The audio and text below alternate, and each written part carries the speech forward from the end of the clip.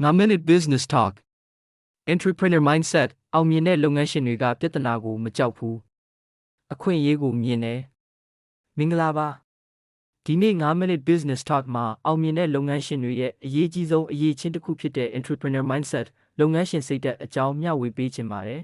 ။လူတော်တော်များများကစီးပွားရေးအောင်မြင်ဖို့ငွေလိုတယ် connection လိုတယ်အရင်းအနှီးကြီးလိုတယ်လို့ထင်ကြပါတယ်။ဒါပေမဲ့တကယ်တမ်းမှာအောင်မြင်မှုကိုဆုံးဖြတ်ပေးတဲ့အရေးကြီးဆုံးအရာက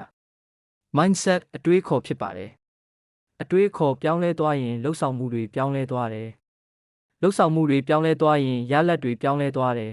။ Employee mindset နဲ့ entrepreneur mindset ကွာခြားချက်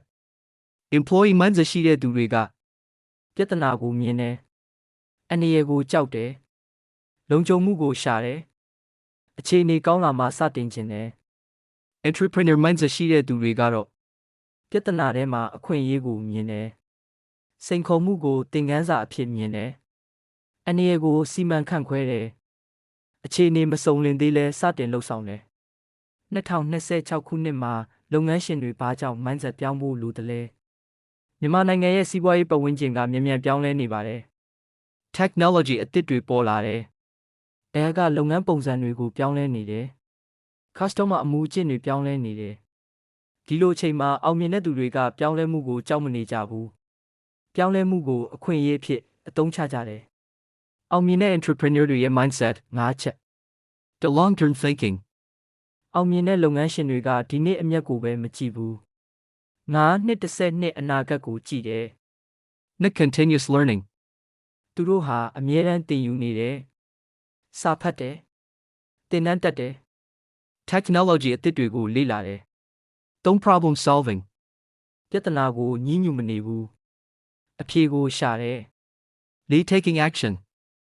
perfect timing ကိုမဆောင်ဘူး။တေးသေးလေးကစတင်တယ်။စမ်းသပ်တယ်။တိုးတက်အောင်ပြုပြင်တယ်။ resilience ကြာရှုံးမှုကိုအဆုံးသတ်လို့မမြင်ဘူး။သင်ခန်းစာတစ်ခုအဖြစ်မြင်တယ်။မြန်မာလုပ်ငန်းရှင်များအတွက်အရေးကြီးသောသင်ခန်းစာ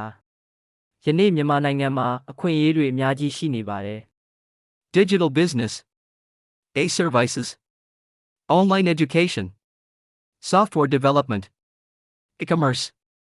business automation ဒီအခွင့်အရေးတွေကိုအရင်မြင်တဲ့သူတွေကအနာဂတ်ကိုဥဆောင်သွားကြပါလိမ့်မယ်။ဒါပေမဲ့အခွင့်အရေးကိုမြင်ဖို့ entrepreneur mindset လိုအပ်တယ်။နေ့တိုင်းကိုဒီမေးခွန်းငါခုမေးပါ။တငါဒီနေ့ဘာအသစ်တင်ယူခဲ့လဲ။ငါလုပ်ငန်းရဲ့အကြီးမားဆုံးပြဿနာကဘာလဲ။ဒီပြဿနာထဲမှာဘာအခွင့်အရေးရှိလဲ။ငါဘာကိုပိုကောင်းအောင်လုပ်နိုင်တယ်လဲ။ငါဒီနေ့ဘာ action ယူခဲ့လဲ။ဒီမေးခွန်းတွေက entrepreneur mindset ကိုတိဆောက်ပေးပါလိမ့်မယ်။မိကုံးစီးပွားရေးအောင်မြင်မှုဟာပတ်စံကနေမစဘူး။ mindset ကနေစတယ်။ company ကြီးတစ်ခုမတိဆောက်ခင်ကိုယ့်ရဲ့အတွေးခေါ်ကိုအရင်တိဆောက်ရတယ်။အောင်မြင်တဲ့လုပ်ငန်းရှင်တွေကပြဿနာကိုမကြောက်ဘူး။အခွင့်အရေးကိုမြင်တယ်။အခြေအနေကိုစောင့်မနေဘူး။အနာဂတ်ကိုကိုယ်တိုင်ဖန်တီးတယ်။ဘာကြောင့်လဲဆိုတော့